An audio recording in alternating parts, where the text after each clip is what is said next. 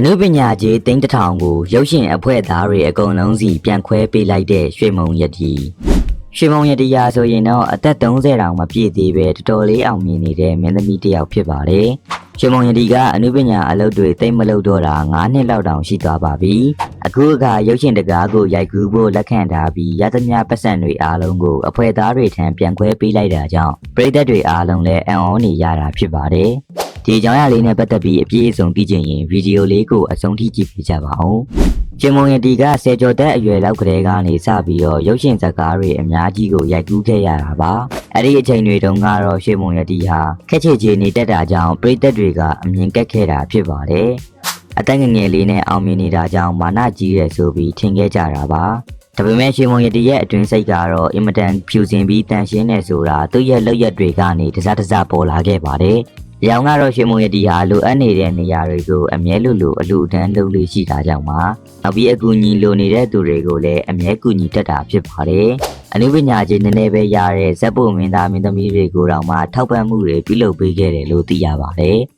ဒီလိုနဲ့လက်ရှိအခါမှာဆိုရင်တော့ရွှေမုံရတီဟာပရိသတ်တွေတောင်းဆိုနေတာကြောင့်ရုပ်ရှင်စကားတစ်ခုကိုပြန်လည်ရိုက်ကူးနေပါပြီဒီရုပ်ရှင်ဇာတ်ကားထဲမှာရွှေမုံရတီအပြင်သူ့ရဲ့ယောက်ျားဖြစ်သူရွှေထူးလဲပါဝင်ရိုက်ကူးထားတာဖြစ်ပါတယ်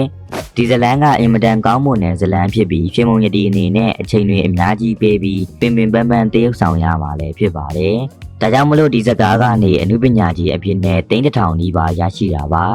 အဲ့လိုနဲ့ပြီးခဲ့တဲ့ရက်ပိုင်းမှာပဲရွှေမုံရတီဟာပရိုဂျူဆာစီကနေပြီးအနုပညာကြီးရဲ့တဝက်လောက်ကိုစဉ့်ငွေအဖြစ်နဲ့ရရှိခဲ့ပါတယ်အဲ့ဒီပတ်စံကိုရချင်းမှာပဲရွှေမုံရတီကရုပ်ရှင်အဖွဲ့သားတွေအားလုံးကိုခေါ်ပြီးဒီတူညီမျှခွဲပေးလိုက်တာပါရုပ်ရှင်အဖွဲ့သားတွေကလည်းတယောက်ကို9သိန်းလောက်စီရသွားတာကြောင့်အတော်လေးပျော်နေကြပါတယ်ဒီလိုပေးပြီးသွားတဲ့အခါမှာရွှေမုံရတီကအခုပေးတာဟာရထားတဲ့စရံငွေတဝက်တာဖြစ်ပြီးနောက်ထပ်ရမယ့်အနုပညာကြီးကိုလည်းပြန်ခွဲပေးပါဦးမယ်လို့ပြောထားခဲ့ပါတယ်ဒါကြောင့်ပဲရုပ်ရှင်အဖွဲ့သားတွေအားလုံးကပရိသတ်တွေကပါအံ့ဩနေခဲ့ရတာပါခြားသောမင်းသားမင်းသမီးတွေဆိုရင်ရုပ်ရှင်အဖွဲ့သားတွေကိုမုတ်ဖိုးလေးနည်းနည်းလောက်ပေးပြီးဗီဒီယိုတွေရိုက်နေတတ်ပေမဲ့ရှင်မုံရတီကတော့အဲ့ဒီလိုမဟုတ်ပဲရသမျှပတ်စံအကုန်လုံးကိုပေးခဲ့တာဖြစ်ပါတယ်